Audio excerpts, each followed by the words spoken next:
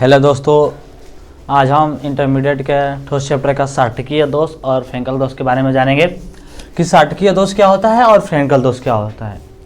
तो आइए देखते हैं साटकीय दोष और फ्रैंकल दोष। तो साटकीय दोष मैं आपको बता दूं कि साटकीय दोष, देखिए, आयनिक क्रिस्टलों में दोष तब उत्पन्न होते हैं, आयनिक क्रिस्टलों में ये दोष तब उत्पन्न होते हैं जब कुछ धनायन और उसी संख्या में ऋणायन, मतलब किसी क्रिस्टल से जितने धनायन जा रहे हैं उतने ऋणायन क्या होते हैं, अपनी अपनी निश्चित जगह यानी जालक बिंदुओं को छोड़कर रिक्तियां बना देते हैं। अर्थात धनायनों द्वारा छोड़े गए होल तथा ऋणायनों द्वारा छोड़े गए होल की संख्या क्या होती है, बराबर होती है। कहने का मतलब यह है कि किसी क्रिस्टलीय जालक में जब धनायन और ऋणायन समान अवस्था में अपने क्रिस्टलीय जालक को छोड़कर बाहर चले जाते हैं, अपना स्थान छोड़ देते हैं, वहां रिक्तियां बना लेते हैं और वो क्या होता है, होल हो जाता है, खाली स्थान हो जाता है। तो उस ऐसे दोष को क्या बोल देंगे, साटकीय दोष बोलेंगे। ये हमारा दोष क्या होता है, साटकीय दोष। आइए फिगर के माध्यम से समझते हैं। एक क्रिस्टलीय जालक बनाते हैं, एक क्रिस्टलीय जालक,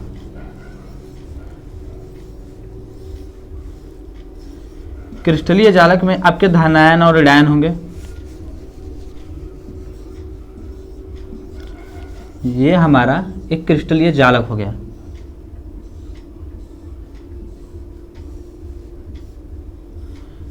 हमारा क्रिस्टलीय जालक,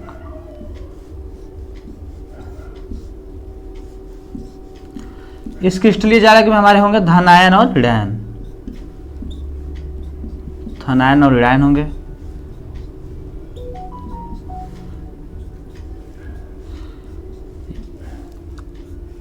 ये हमारे हो गए धनायन और ऋणायन। आयनिक क्रिस्टलों में ये दोष तब उत्पन्न होता है जब कुछ धनायन और उसी संख्या में ऋणायन। मान लीजिए कि इसमें से एक धनायन अपना स्थान छोड़ रहा है तो एक ऋणायन भी अपना स्थान छोड़ेगा।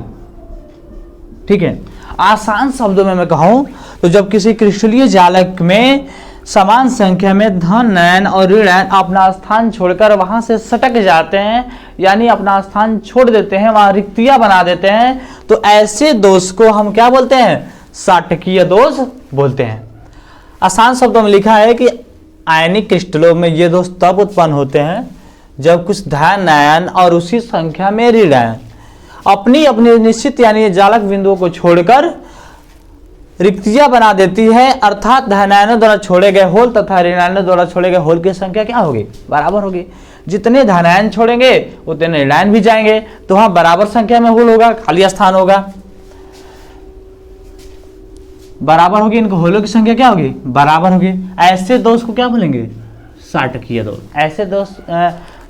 ऐसे दोष को साटकीय दोष बोलेंगे। तो ये हो गया हमारा। फिगर को अच्छे से समझने का प्रयास करिएगा।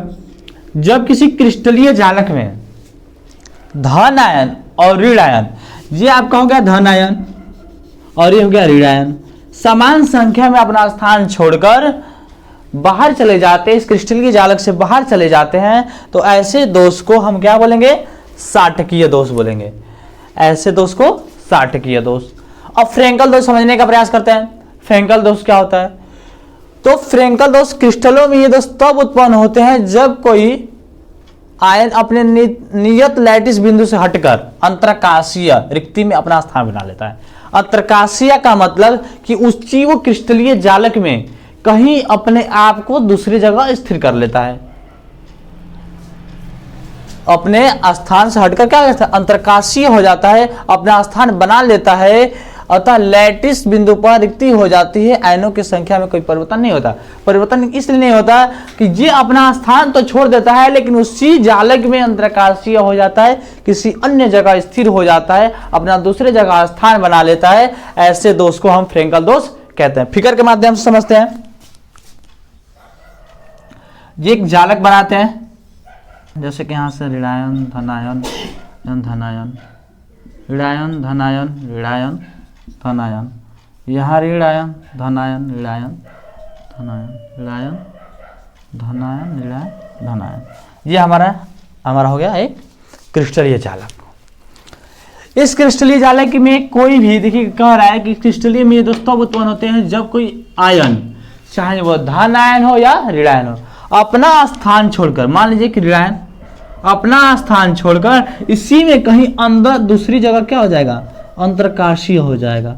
मान लीजिए कि यहाँ आ गया, ये यहाँ से ऋण आयन उठकर यहाँ आ गया, यहाँ भी छिपा हुआ है। तो जब किसी क्रिस्टलीय जालक में कोई धन आयन या ऋण आयन अपना स्थान छोड़कर उसी जालक में अंतरकाशीय हो जाता है, अंतरकाशीय हो जाता है और क्या होता है, रिक्ति में अपना स्थान बना लेता है, और कोई खाली जगह देखेगा तो वहां अपना स्थान बना लेगा। ठीक, अर्थात लैटिस बिंदु पर रिक्ति हो जाती है, और ये जो लैटिस बिंदु है इसको जहां होना चाहिए ये बिंदु क्या हो गया, रिक्त हो गया, खाली हो गया।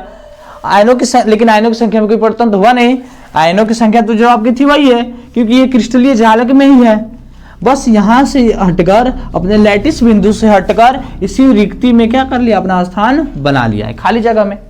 तो ये क्या हो गया आपका फ्रेंकल दोष, और ये हो गया साटकीय दोष। साटकीय दोष में क्या था कि समान संख्या में धन आयन ऋण आयन अपने जालक से बाहर हो रहे थे, अपने जालक से बाहर हो रहे थे, लेकिन फ्रेंकल दोष में ये अपने जालक से क्या हो रहे हैं, बाहर नहीं हो रहे हैं, अपने ही जालक में क्या हुए, फंसे हुए हैं। फ्रेंकल का मतलब फंस जाना, ये अपने ही जालक में किसी अन्य जगह अंतरकाशीय हो गए हैं।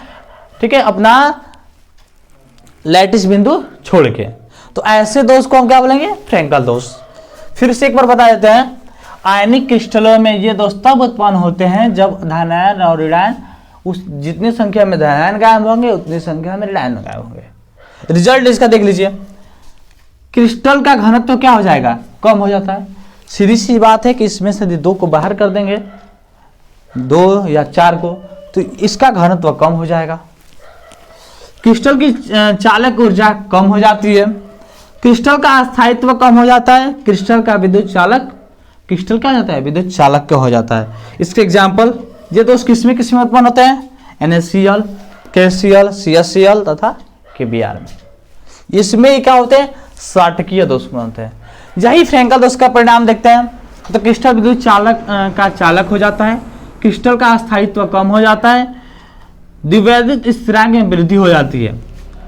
इसकी आयनों की संख्या में कोई परिवर्तन नहीं होता और न ही घनत्व में परिवर्तन होता है, क्योंकि ये क्या होते हैं, हमारे जो धनायन है ये इसी जालक में स्थिर रहते हैं, इसलिए इसमें कोई प्रभाव नहीं पड़ता। उम्मीद करते हैं कि ये वीडियो आपको समझ में आया होगा।